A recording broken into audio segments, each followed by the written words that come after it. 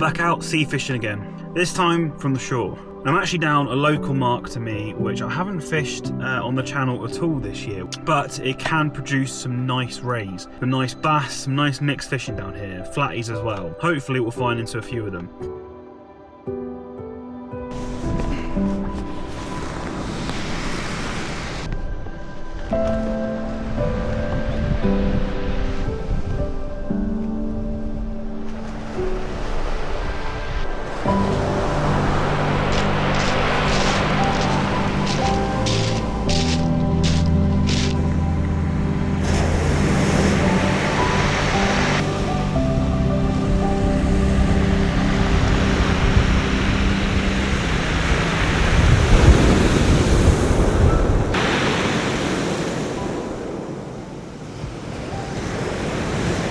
Well, here we are down on the mark. We have made the trip down the cliffside, and I'm not gonna lie, it looks so fishy. I just said to Darren, if this mark is ever gonna produce a codling, it would be in conditions like this. We've got a lovely swell on, nice chocolatey coloured water. And if you were down Chesil and you saw conditions like this, you'd be like, yep, right, we're on here. And you can catch codling here for sure, but more importantly, I think, or hope, I don't want to jinx it, but this looks incredibly bassy. I mean, this whole area between the Needles, all the way up to Sandbanks really, the whole bay is fishing exceptionally well for bass at the moment. Of course, I had one just, you know, on that little scratching around session down Southbourne, we had a nice little bass. There's been some double figure bass coming out. I've not been able to get on the boat for a few weeks now. Get down to the Needles. I'm desperate to get out before the kind of peak of this bass fishing ends. I think we're in a very good chance of landing some bass today, and hopefully some good size ones as well. Now, the tactics for this session: on one rod, I am going for dongle setup with a 6/0 circle, tie with a perfectionist loop. And I'm going to be fishing mainly fishy baits on that, squid and mackerel or squid and bluey cocktails, that kind of stuff. That's going to be hunting out my rays. A bass would 100% pick that up. A codling would definitely pick it up. Fishy, squiddy baits. I'm going to leave this one out. My favourite way for fishing for kind of bigger fish, you know, big bass, rays, whatever, is to send out a nice juicy bait and let it sit. I'll be sitting these out there for probably an hour or so. Let that scent trail build up. Sit on your hands a little bit. It can be quite kind of frustrating if you're not sure what's going on, but it often does produce the biggest and best fish. The benefit of going slightly bigger on the hook size as well means I'm not going to be scratching out, you know, pulling out little whiting, pouting or anything else that might hook onto a bait like that. We might get the odd knock, the odd bite, but if a proper fish takes it, I will know. So that is going to be the main plan for that one. Now, secondly, I've got just a beautiful, simple 2-hook flapper. I think size 2.0 hooks on this one. So again, upping the hook size a little bit. We might catch less fish, but the fish that we catch will be of better stamp by doing this. And that's the plan for today. I'm still going to be hoping, I'm going to be fishing worm baits in the daytime on this rig. So flatties, of course, will definitely fall to that one. But still, it's going to be scratching out for our bass, our codling, whatever we can find. I think as darkness sets in though, I might switch to fishy baits on this one. So maybe little strips of bluey or sand eel. I have some sand eel with me as well. But we'll see how it goes over the next few hours. Now we've got an ebbing tide, as I said, a beautiful sea on. So let's get some baits in the water. Now Hordle Cliffs is a lovely, lovely mark. You do, as you may see to the side, get some fairly big swells every now and then come up. So it is a mark to keep an eye out, especially if you're fishing below the cliffs here as we are. But we're nowhere near any kind of overhangs or where the cliff face might kind of, you know, come down effectively. We're in probably the safest patch, I would say, along this stretch of coast that we could be in. But just be a bit smart about it. Now the beach to our right is actually a nudist beach. So I was hoping with it being quite a windy autumnal day, there shouldn't be anyone down there, but a couple have just turned up and I think are making themselves comfortable, I'll say. So the camera will be staying this direction, of course, and we'll respect their privacy. But if you come down here with a different type of rod, then just be mindful. There's multiple rods out on this beach.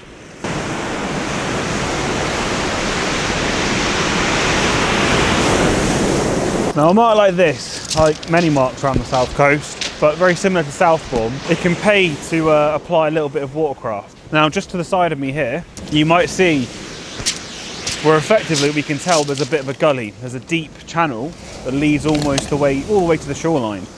and that will hold resources, which will then also hold fish. But we've got there a big flat space of water where the waves aren't cresting over and forming as sharply as they are to the left hand and the right hand side.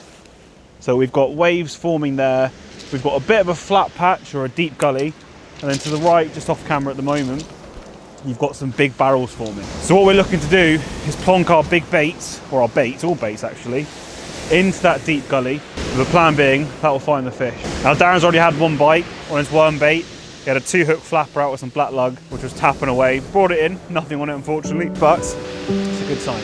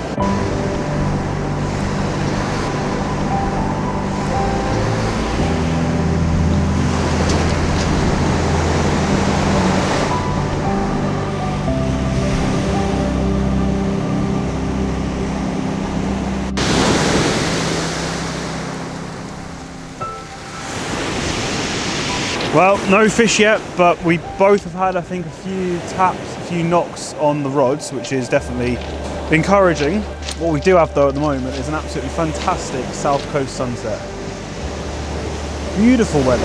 Yeah, it is a lovely mark down here with the cliffs behind you. It's quite similar to Hengistbury in terms of how it feels.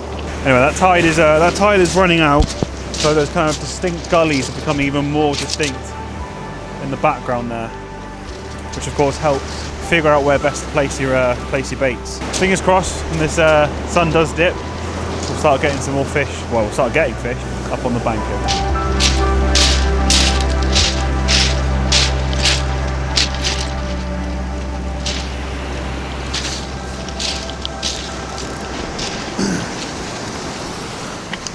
Well, we have just enjoyed a lovely sunset, and of course darkness is about to set in, which hopefully will bring on the fish. What we haven't enjoyed is a big dump of weed, which I imagine has come out of the Solent on this ebb tide. The lines are coming in at the moment, as you'll probably see on this one in a second, completely covered in the stuff, which does make the fishing a little bit difficult. It's hard to well, it's hard to keep it off your lines, of course, but also when it covers the hook point covers your bait, it means, you're not fishing effectively. Not really fishing at all, to be honest. Unless the fish is interested in a big pile of seaweed. A vegetarian fish, maybe. As you can potentially see at the end of my rod tip. Get that off.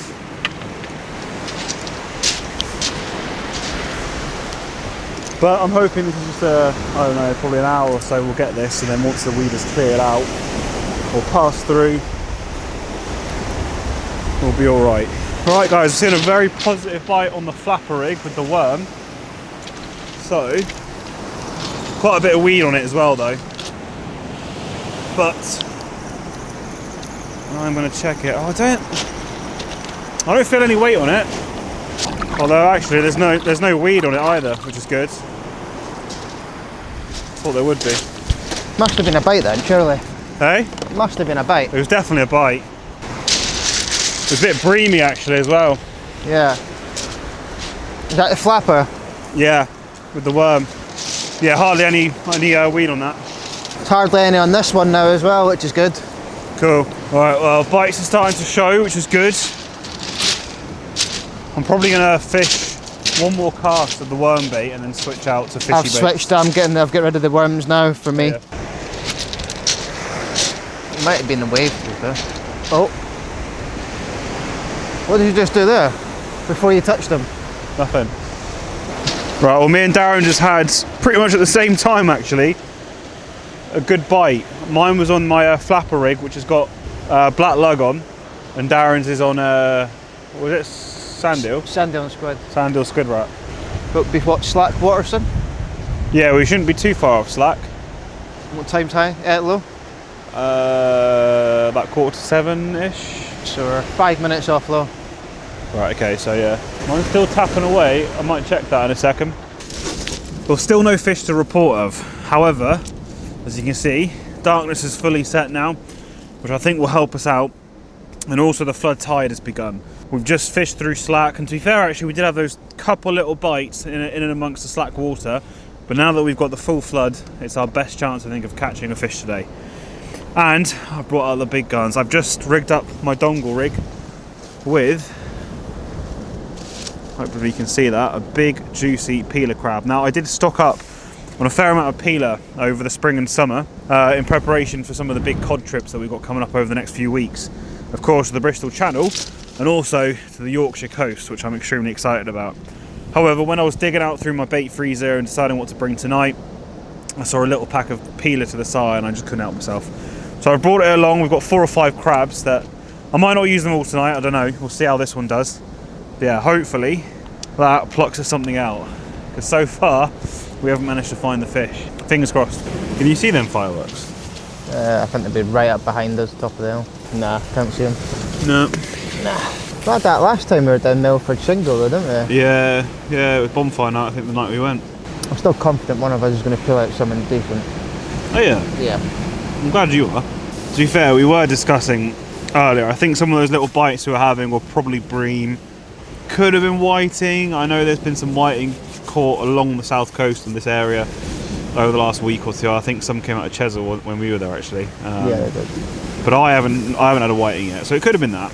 Now we could downsize our hooks, downsize our rigs, and pluck out some, scratch around for some nice little fish. But I think we're both kind of the mindset, and I think have been now for a fair few sessions. And normally, to be fair, most of the time over winter, I typically up the baits, up the hooks, because there is so many, I guess, pest fish. Which, fish are fish at the end of the day. It's nice to catch any fish. But I'd much rather have, I think at this point of the year, bigger baits, bigger hooks, and just focus on trying to find, target those bigger fish, which will mean that we'll catch less fish. Hence why I've been sat here for a few hours fishless. But when those rods do go off, it will be most likely for something a little bit more special. I'll be honest, I'm quite happy that if I'm not catching something, then I would rather not fish for smaller species. Yeah. I've got plenty now. I want something a bit special. Right, well I've changed tack a little bit. I've just plopped a peeler bait in right in close. Probably, I don't know, 20, 30 yards. Just in that little gully that we were looking at before. But really, really in short. I'm hoping what I'll find is a bass that is just cruising around in this surf, finding those little pockets of potential bait fish that are getting mixed around in all the chaos and the surf that's out there. I'm going to find my peeler bait and run off with it. And as I say, there are some big fish out there at the moment. Some really big bass. In fact, where we are actually fishing is not far from the mark that Martin had on Nacho out on the boat a few months back. He had a lovely undulate ray not too far away from here. Fingers crossed we'll find him. Oh yeah, mate. Nothing yet. No. Quite quiet so far. Yeah, we had a bit of a weed come through, but that's cleared off now, so that's not too bad. But little stuff would do it. What are you going for? I don't know really. That wind has got a little bit of a sting to it, but Anyway, yeah, have fun. yeah. Right, we have the blank saver, the legendary, one and only. I present to you, ladies and gentlemen, Doggy Jamesy. the dogfish. I'll take it. It's nicely hooked. That PB, mate. PB dogfish, yes mate. That's exactly what that is. Right, well, we're not blanking. Darren is. What was that?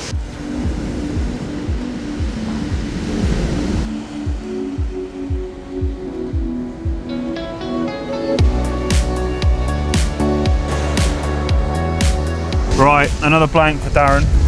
2 on the trot for you. It is what it is. Not to rub it in, but it's actually 3 sessions that I'd say for you are not the best. I would agree. But yeah, it's not fished anywhere near as well as we were hoping, to be honest. But that is how the cookie crumbles sometimes. But we'll be back out very soon to put that straight, put that right. But no, it's been nice to come to somewhere a little bit different. I've not fished down this particular point for a little while. Obviously, first time you've been down here. Yeah, it's nice down here. I think the water's a little bit confused at the minute from all the different weathers and that we've had as well. It's bringing out all the excuses now. Of course. All the excuses coming out. Right, well, shows me for criticising Darren on blanking there. On our last cast, he's only gone and pulled out himself a little smooth hound. Yeah, boy, it's my first smoothie. That is your first smooth, isn't it? Yeah. Yeah. All right. I told you I had a bite. There you go. And it's on the dongle. And on the dongle rig. Perfect. Perfectly hooked, middle of the lip. Beautifully hooked. Of course, that is one of the many benefits of a dongle rig.